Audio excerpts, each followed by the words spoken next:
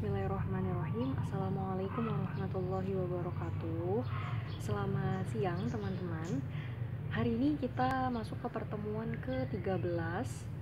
Nah, materi yang akan kita pelajari yaitu mengenai gharib wa mushkilat. Gharib artinya adalah, gharib wa mushkilat itu adalah ayat-ayat yang unik atau yang asing. Jadi di dalam Al-Quran itu terdapat beberapa ayat atau bacaan yang tulisannya itu apa, tetapi dibacanya itu apa, jadi berbeda. Nah, itu namanya bacaan-bacaan gharib yang harus teman-teman ketahui ya. Di sini ada beberapa bacaan, beberapa poin yang akan saya jelaskan. Silakan teman-teman buka materi yang telah saya kirim kemarin ya, silahkan dibuka. Yang pertama yang akan kita bahas adalah ishmam. Apa itu ishmam? Ishmam itu adalah mencucu di tengah-tengah gunnah.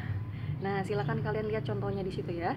Ishmam itu adalah tulisannya la ta'manna. Tapi kita bacanya jangan hanya la ta'manna, no. Tetapi cara baca ishmam, semuanya tolong perhatikan. Cara baca ishmam itu ada rumusnya. Rumusnya yaitu SMSL. Saya katakan seperti ini ya. Rumus ishmam itu adalah SMSL. Senyum, monyong, senyum, lepas. Jadi ada apa namanya? Ada rumusnya, saya katakan ya. Senyum, monyong, senyum, lepas atau SMSL. Jadi kita ketika baca la ta'manna itu cara bacanya la ta'manna. Senyum dulu. La ta'manna. Nah, seperti itu. Silakan teman-teman coba di rumah, terapkan SMSL. Senyum dulu, monyong, senyum, baru dilepas. Tolong diperhatikan, untuk ishmam itu bukan la ta'mannuna, bukan, tapi hanya mulutnya saja yang monyong. Bacaannya tetap nun ya. Saya ulang sekali lagi. La ta'manna. Seperti itu. Ini ayatnya, ishmam ini ada di Quran surat Yusuf ayat 11. Silahkan dicoba dulu bacaan ishmamnya, kemudian dicek di Al-Quran. Kalian coba ya. Itu yang pertama, ishmam, mencucu di tengah-tengah gunnah. Yang kedua yaitu imalah. Namanya imalah. Imalah itu adalah menyondongkan harokat fathah pada huruf ro menjadi cenderung e. Bacaannya di sini contohnya majweha. Tulisannya majroha, tapi dibacanya huruf ro-nya itu kan fathah. Dicondongkan menjadi cenderung e. Jadi bukan majroha lagi dibacanya, tapi majwe. Monyong dulu ya teman-teman bacanya, bukan majreha tapi monyong dulu. Majreha. Ulang. Majreha. Di sini bacaannya yaitu ada di Quran surat Hud ayat 14. Silahkan teman-teman cek. Di sini saya contohkan cara membacanya. Untuk imalah ya. Wa qala rukabu fiha bismillahi majreha wa mursaha. Nah, seperti itu. Di situ ada bacaan imalah di Quran surat Hud ayat 41. Majreha itu dia imalah ya teman-teman ya. Kemudian gharib yang ketiga yaitu ada naql. Naql ini artinya adalah memindahkan harokat hamzah ke huruf sebelumnya yang berharokat sukun. Contoh bacaannya yaitu ada di sini tulisannya, silakan kalian lihat tulisannya yaitu bi'sal ismu ya. Di contoh di situ tulisannya bi'sal ismu, tapi harokat hamzahnya itu dipindahkan ke huruf sebelumnya, sehingga cara bacanya bukan bi'sal ismu lagi, tetapi menjadi bi'salis, nyambung, bi'salismu ya. Tolong diperhatikan, bi'salismu, tidak bisa menjadi bi'sal ismu, bukan, tapi bi'salismu. Di sini nanti contohnya itu saya belum tulis di situ ya.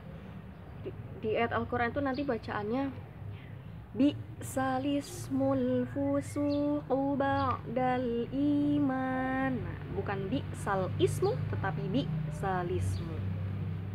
Lanjut ke yang 4, poin 4 yaitu ada yang namanya tashil. Tashil itu adalah meringankan ucapan antara hamzah dan alif, di mana hamzah yang pertama ini dibaca biasa dan hamzah yang kedua dibaca ringan. Di sini contoh bacaannya itu yamiyun. Nah, cara baca tasyil itu adalah tulisannya yamiyun tapi dibaca itu digelombangkan. Jadi yamiyun pakainya hamzah bukan alif. Kalau alif itu kan a, mulutnya dibuka, tetapi kalau hamzah di sini aqsal halqi sehingga suaranya besar. Bukan a tapi tuh, bukan tapi yamiyun. Yamiyun suaranya besar ya, bukan yamiyun tapi digelombangkan terlebih dahulu untuk tasyil. Yamiyun. Nah, itu dia teman-teman ya, silahkan dipraktikkan. Contoh bacaan tasyil ini ada di Quran surat Fussilat ayat 44. Silahkan dicek Quran surat Fussilatnya. Kemudian selanjutnya yaitu ada nun wikoyah. Nun wikoyah ini poin kelima ya, ada nun wikoyah. Nun wikoyah ini punya nama lain. Ada yang namanya nun wikoyah, bisa juga disebut nun iwad atau nun ziyadah. Silakan teman-teman bisa memakai salah satu istilah tersebut. Jadi nama lain dari nun wikoyah, nun iwad, dan nun ziyadah. Tapi umumnya orang-orang menyebutkannya nun wikoyah. Apa itu teh nun wikoyah? Nun wikoyah itu adalah ketika ada tanwin,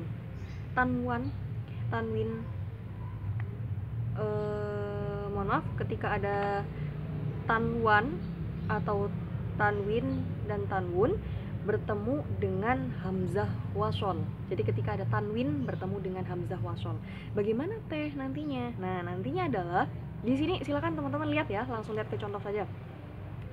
Yang masalal hamdu, tulisannya adalah masalan hamdu. Di situ ada tanwin fathatain yang pada harokat lam ya, lan di situ. Kemudian ada hamzah wasol. Apa itu teh hamzah wasol itu? Hamzah wasol itu hamzah yang nempel pada alif lam itu loh, namanya hamzah wasol. Hamzah dibacanya bukan masalan, susah itu dibacanya. Maka ada hukum di situ sebenarnya nun wikoyah. Maka dibacanya menjadi nih masalanil. Tanwinnya itu berubah menjadi harokat fathah. Masalanil hamdu. Nah, ditambah huruf ni, itu namanya nun wikoyah. Yang kedua kita lihat. Di situ ada tanwin ya. Yauma idzin. Susah itu dibacanya. Maka ada hukum di situ namanya nun wikoyah karena ada tanwin di situ ketemu hamzah wasol. Dibacanya yauma idzinil, bukan zin lagi tapi yauma idzinil haqq. Sama yang nomor 3, contoh yang ketiga juga. Di situ ada tanwin ya. Cara bacanya khairunipo. Nah, kalau nun wikoyah selalu nih, nggak mungkin khairunapo, nggak. Kalau nun wikoyah tambahan huruf nunnya itu sudah pasti nih. Khairunipo ma'anna. Contoh yang keempat, di situ saya tuliskan taumani tuh. Nih lagi. Taumanillah. Jadi, itu adalah hukum nun wikoyah, yaitu apabila ada tanwin bertemu dengan hamzah wasol. Itu ya teman-teman ya. Contohnya di sini sudah saya tuliskan untuk nun wikoyah. Ada yang di Quran surat Az-Zumar ayat 29, ada yang Quran surat Al-A'raf ayat 164. Silakan teman-teman cek. Biasanya ada beberapa Al-Quran yang ketika ada hukum nun wikoyah ada nun kecil di bawahnya. Nah, itu tuh nun wikoyah namanya. Tapi ada juga beberapa Al-Quran yang tidak terdapat nun kecilnya. Nah, jadi kita harus paham sendiri. Pokoknya mah ketika ada tanwin bertemu hamzah wasol berarti dia nun wikoyah. Untuk ujian, karena untuk ujian itu kita mengambil Al-Quran itu Al-Quran terbitan Arab ya, sehingga nanti tidak ada nun kecil itu nanti di teks untuk ujian. Makanya teman-teman harus paham sendiri untuk nun wikoyah. Sering-sering dilatih dan harus hafal. Ketika ada tanwin bertemu hamzah wasol berarti bacanya harus ada tambahan ni karena dia hukumnya nun wikoyah. Itu ya teman-teman ya. Kemudian yang keenam, poin keenam ini ada yang namanya hukum ibdal. Ini saya lupa tulis di sini. Namanya hukum ibdal. Nah, ibdal itu dibagi menjadi 3. Di sini ada yang namanya jawazul wajhain, isbatu shad, dan ibdalu shad bisin. Kita bahas satu persatu. Yang pertama yaitu ada jawazul wajhain. Jawazul wajhain itu artinya adalah dua wajah. Artinya boleh dibaca shad, boleh juga dibaca sin. Patokannya itu ada shad dan sin. Jadi kalau jawazul wajhain, ketika teman-teman menemukan hukum bacaan jawazul wajhain, maka kita boleh membacanya itu dengan shad atau dengan sin. Langsung saja ke contoh ya. Jawazul wajhain di sini ada contohnya al-musaytirun di Quran surat Tur ayat 37. Di situ contoh al-musaytirun ini ada huruf shad di situ ya. Nah, huruf shad di situ boleh teman-teman membacanya dengan shad al-muso. Kan kalau oso itu kayak mau sil ya. Al-musaytirun, atau kita juga boleh membacanya dengan sin. Jadi kalau sin itu kan senyum. Al-musaytirun. Nah, seperti itu. Jadi kita boleh memilih ketika menemukan bacaan ini, mau baca shad mangga, mau sin mangga. Nah, seperti itu. Silakan dicek bacaannya ya. Nah, ciri-cirinya yaitu ada huruf sin di bawah shad, itu jawazul wajhain. Kemudian contohnya cuma satu, al-musaytirun atau al-musaytirun. Contohnya cuma satu. Jadi kalau gharib wa mushkil itu namanya juga ayat-ayat yang unik dan asing. Jadi satu contoh, satu hukum, misalnya ismami itu cuma satu, lata mana, imalah cuma satu, majreha, tasyil cuma satu. Nah, seperti jadi cuma ada satu, kecuali tadi nun wikoyah itu banyak di Al-Qur'an ya teman-teman ya. Lanjut, yang kedua yaitu ada isbatu shad. Isbat itu artinya adalah menetapkan. Isbatu shad berarti menetapkan shad. Contohnya dalam Al-Qur'an yaitu bimusaytir, menetapkan shad. Tulisannya shad ya dibacanya shad gitu lah. Bimusaytir ada di Al-Qur'an surat Al-Ghasyiyah ayat 22. Banyak orang yang membaca bimusaytir itu bimusaytir, bukan so tapi so. Kita mau siul bimusaytir. Nah, itu hukum isbatu shad. Contohnya dihafalkan ya. Isbatu shad contohnya bimusaytir. Jawazul wajhain contohnya al-musaytirun. Ini untuk bekal teman-teman ujian tajwid teori ini. Jadi harus diperhatikan. Yang ketiga yaitu ada ibdalu shad bisin. Ibdal itu artinya mengganti, yaitu menggantikan shad dengan sin. Tulisannya shad, tetapi kita bacanya mengganti dengan sin. Contohnya ada 2 di dalam Al-Qur'an, yaitu ada yabsutu, tulisannya shad di situ. Harusnya kan yabsutu, tapi karena ada hukum ibdal, maka diganti shadnya itu dibaca dengan sin. Yabsutu dibacanya. Dan basboh, teman-teman silakan bisa cek di Quran surat Al-Baqarah ayat 245 dan Quran surat Al-A'raf ayat 69. Nah, di sini saya akan mencontohkan bacaan ibdalu shad bisin ada di Quran surat apa ini? 60 Al-A'raf ayat 69. Nah, di sini cara bacanya yaitu min ba'di qaumi nuhin wa zadakum fil khalqi basbah. Tuh, basbah bukan lagi basbah ya teman-teman. Itu dia hukum ibdal shad bisin. Contohnya ada 2, basbah dan yabsutu. Semoga dapat difahami ya. Kemudian poin yang ketujuh yaitu ada yang namanya izhar wajib. Nah, kalau yang awal waktu itu kita membahas namanya izhar halqi ya. Hukum izhar halqi yang ketika nun sukun atau tanwin tanwin tanwun bertemu dengan ke-6 huruf, nah itu namanya izhar halqi. Sekarang yang masuk ke gharib wa mushkilat itu ada yang namanya izhar wajib. Apa itu izhar wajib? Nah, izhar wajib adalah ketika ada nun sukunnya aja. Ketika ada nun sukun bertemu wawu atau ya dalam satu kalimah. Nah, di sini contohnya ada 4 teman-teman. Yaitu ada qin wa nun. Di itu kan contohnya ada nun sukun bertemu wawu. Kalau secara Logika nun sukun dengan wawu itu kan hukumnya apa namanya, idgham bigunnah ya. Tapi karena ada hukum idhar wajib, nah kemudian kin wa nun itu kan dalam satu kalimah, maka bukan hukumnya idgham bigunnah lagi, tetapi hukumnya idhar wajib. Dibacanya juga jelas kin, bukan kiwa nun, bukan, karena hukumnya idhar wajib. Maka di sini dibacanya itu menjadi qinwanun. Kemudian contoh yang kedua ada bunyanun, nun sukun bertemu ya dalam satu kalimah. Bunyanun, swinwanun, ad-dunya, di situ empatnya. Dibacanya n jelas karena ada hukum idhar wajib. Jadi dia teman-teman. Kemudian yang ke-8 ini yang terakhir ada yang namanya shifir.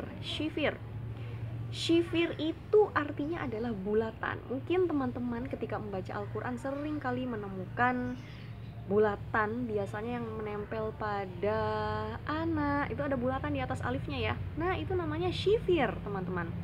Shifir artinya bulatan. Shifir itu dibagi menjadi dua macam, yaitu ada yang namanya shifir mustatil dan shifir mustadir. Kita bahas satu persatu ya. Yang pertama saya akan bahas shifir mustatil terlebih dahulu. Shifir mustatil ini yaitu apabila teman kita menemukan shifir mustatil ketika wakof itu berhenti ya. Ketika berhenti di bulatan itu, maka kita harus membacanya, maka harus dibaca panjang 2 harokat kalau berhenti di shifir itu.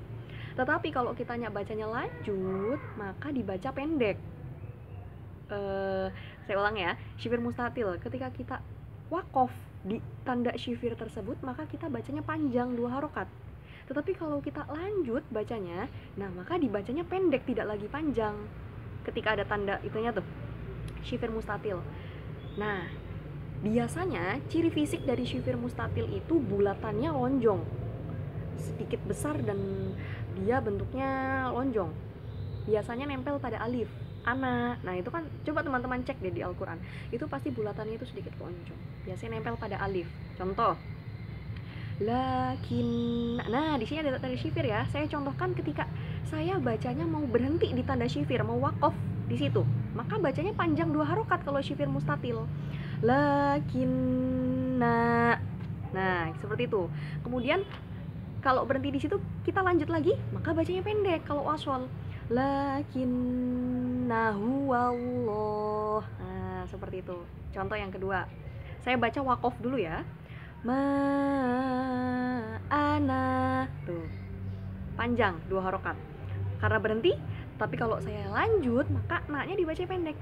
Ma'ana bibasil, pendek. Seperti itu shifir mustatil. Ketika wakof dibaca panjang 2 harokat, ketika wasol dibaca pendek. Ciri fisiknya adalah bulatannya sedikit lonjong dan biasanya menempelnya itu pada alif. Kemudian shifir yang kedua yaitu ada yang namanya shifir mustadir. Shifir mustadir ini ciri fisiknya biasanya, tapi kita jangan melihat dari fisik ya, ini hanya biasanya. Kalau shifir mustatil yang awal tadi saya jelaskan mah bulatannya itu sedikit lonjong dan besar, tetapi kalau shifir mustadir bulatannya kecil, tidak lonjong tapi bulat sempurna, hampir seperti titik ya, karena kecil bulatannya dan penuh di situ. Nah ini beda dengan shifir mustatil. Kalau shifir mustadir ketika wakof atau berhenti maka dibacanya sukun. Tetapi kalau wasol itu sama-sama dibaca pendek. Jadi bedanya ketika wakof aja. Kalau shifir mustadir, kalau wakof dibaca sukun. Kalau shifir mustatil yang awal, kalau wakof dibaca panjang 2 harokat. Tapi kalau wasol sama-sama dibaca pendek. Di sini contohnya, oh ya, kalau shifir mustadir itu nempelnya biasanya pada wawu ya. Kalau shifir mustatil mah pada alif, tapi kalau shifir mustadir itu menempelnya pada wawu. Di sini saya sudah cantumkan contoh beserta ayat Al-Qur'annya. Wa thamud, tuh dibaca da-nya nggak dibaca. Bukan wa thamuda, bukan, tapi disukun, sukun kalau mau berhenti di situ. Wa thamud. Tapi kalau kita baca mau lanjut, di situ ada ayat lanjutannya ya. Di sini saya tidak cantumkan ayatnya, silakan teman-teman cek sendiri di Al-Qur'an ya. Kalau kita bacanya mau lanjut, maka daknya itu dibaca tapi pendek. Wa samuda. Nah, apa lanjutannya? Pendek. Tapi kalau mau wakof di situ dibacanya sukun.